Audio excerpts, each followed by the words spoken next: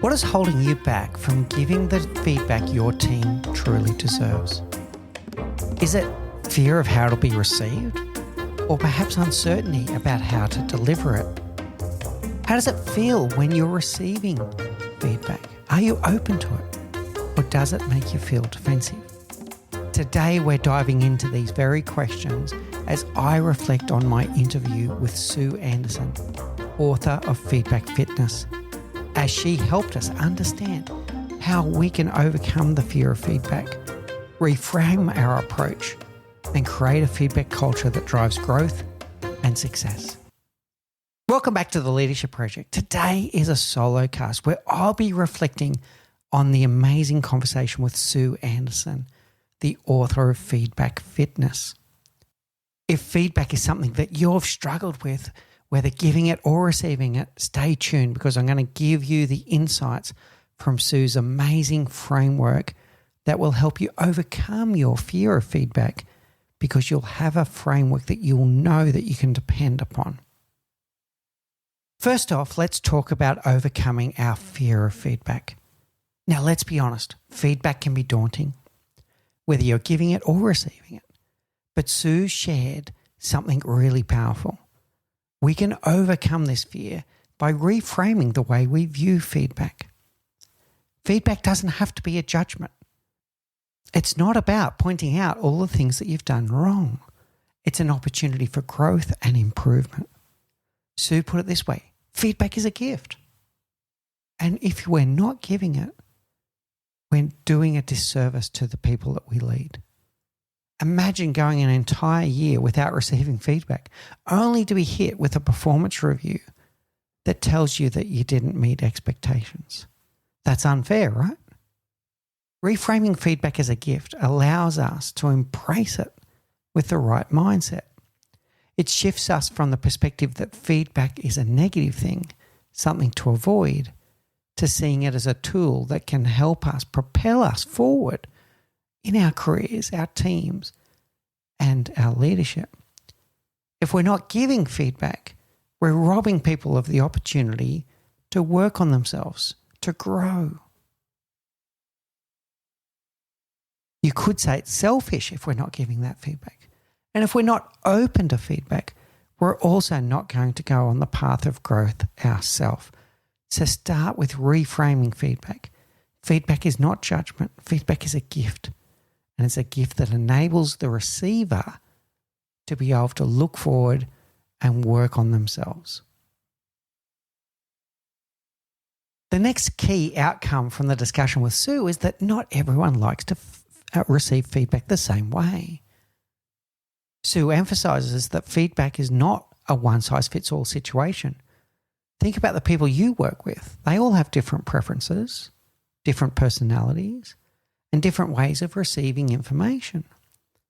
So why would feedback be any different? Some people appreciate direct, no-nonsense feedback. Others like to have some more gentle and reflective, more of a detailed conversation around the feedback. Some people want feedback right in the moment, while others need time to process before they can receive that feedback effectively. This is where the personalization of feedback comes in. Sue's approach encourages us as leaders to ask our team members how they prefer to receive feedback. Is it something they want in private? Do they want concrete examples? Do they want time to reflect before responding? Or do they like immediate feedback and an immediate conversation? We need to ask these questions up front so we can tailor our feedback to their needs. Don't assume that everyone likes to receive feedback in the same way that you do. This is a big mistake that many of us are making. It's all about being intentional and understanding the way we give feedback can significantly impact how it is received. So take the time to work out and listen to your team about how they like to receive feedback. Which is a nice segue to Sue's framework, the 3-part framework that it consists of a warm-up, a workout, and a cool-down. A warm-up, getting ready for the conversation and having a conversation about feedback. The workout is the feedback itself. And the cool down is the reflection afterwards. Now, Sue introduced her powerful framework for making feedback more effective, and we're going to walk through that 3-part process now. So the warm-up, that is about setting the stage for all of your future feedback conversations. Before you even dive into the feedback, you need to have a meta conversation. This is where you ask the questions. How do you like to receive feedback? When is the best time for you? What are your beliefs about feedback? This warm-up conversation is crucial because it sets clear expectations for both parties. It's a conversation. It ensures there are no surprises and sets the tone for a positive feedback culture between the two people. You're not just diving into specifics right away. You're building a foundation of trust and understanding before you get into the feedback.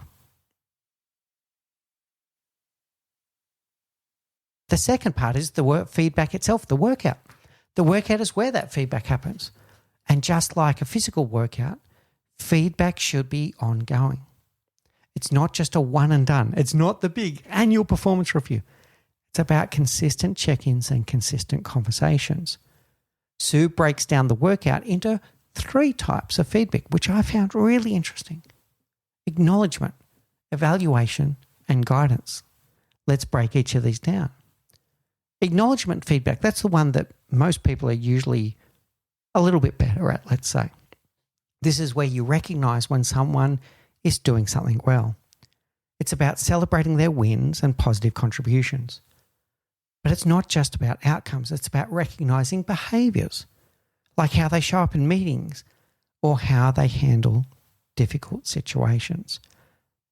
I'm going to interject at this point and say, this is where we need to be really specific. What was it about the way that they went about these things? Otherwise, just saying someone that's just done a presentation, oh, that was a great presentation, that doesn't help them.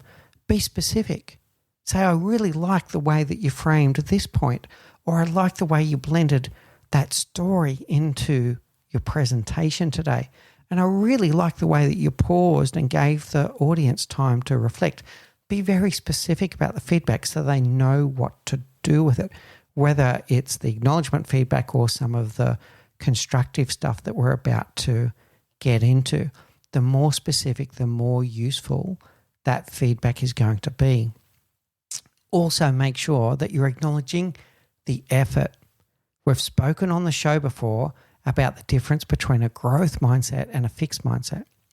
And as Dr. Carol Dweck has put it, we know that if we're not careful with the way that we give feedback, we might be accidentally reinforcing a fixed mindset. If you tell someone, oh, you're just a natural at this, it reinforces that fixed mindset. If you only talk about the outcome, it reinforces the fixed mindset. Whereas if you give them feedback about how they overcome obstacles, how they really put themselves into it, you could see that they were learning and growing as they went along, and you praise the effort as well as the outcome, regardless of whether it was a good outcome or a bad outcome, recognize the effort will help them to develop a growth mindset. The second type is the evaluation feedback. This is where we assess how the person is performing against expectations. Are they meeting, exceeding, or falling short of the goals you've set for them? It's not about someone being good or bad. It's just being clear and specific about whether they're meeting expectations or not. Similar to the acknowledgement feedback, it's not just about the outcomes again. It's about the expected behaviors. So the evaluation feedback will be telling someone how are they performing against the expectations of their job, which will include outcomes, but it will also include behaviors. So if you've got a set of values that you are holding dear in the organization, that you value collaboration or you value a speak-up culture or whatever it is that you're looking to create in your organization, the evaluation feedback is also about whether people are meeting, exceeding, or not meeting behavioral expectations in the culture of the organization, as well as their outcome expectations. And the third type is the guidance feedback. This is where You're giving people practical steps for improvement. It's not just about pointing out what's wrong, but giving clear advice as to how they can do better. Even if they're doing good, what would great look like? For example, instead of just saying your report needs work, you could say, I'd suggest focusing on the section to make it more concise and consider this structure to improve clarity. So you're giving a bit of your own experience, your own mentoring when you're giving this guidance feedback.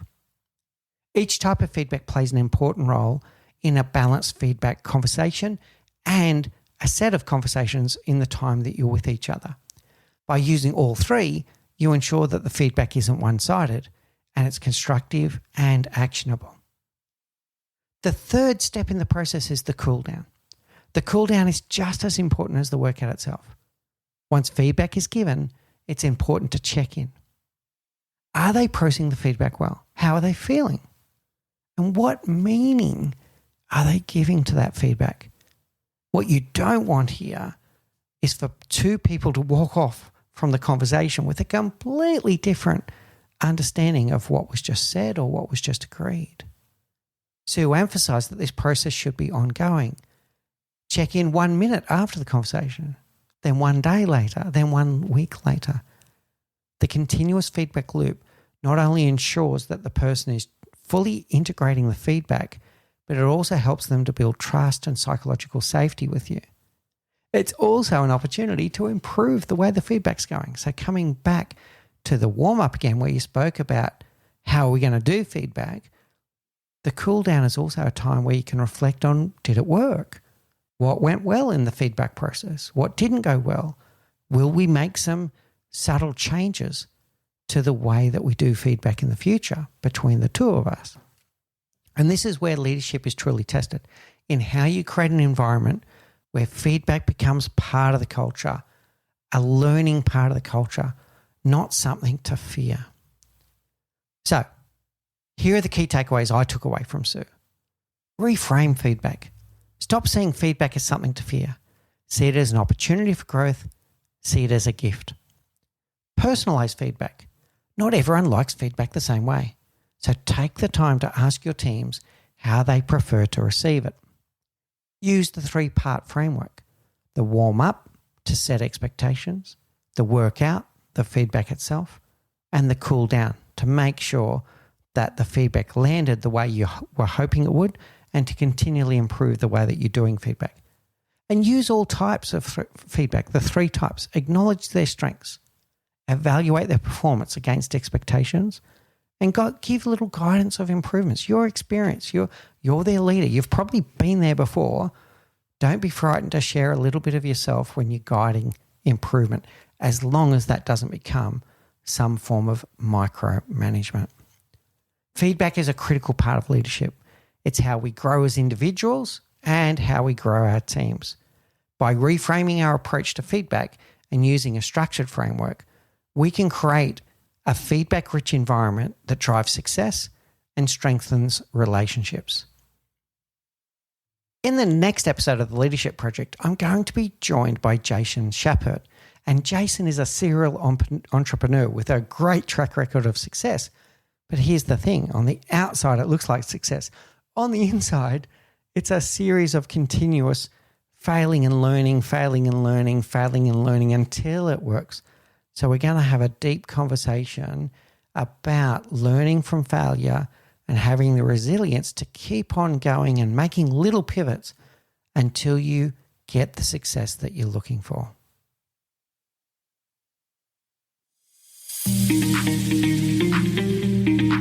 Thank you for listening to The Leadership Project at mickspiers.com. A huge call out to Faris Sadek for his video editing of all of our video content, and to all of the team at TLP. Joanne Goes On, Gerald Calabo, and my amazing wife, Spiers. I could not do this show without you. Don't forget to subscribe to the Leadership Project YouTube channel, where we bring you interesting videos each and every week. And you can follow us on social, particularly on LinkedIn, Facebook, and Instagram. Now, in the meantime, please do take care, look out for each other, and join us on this journey as we learn together and lead together.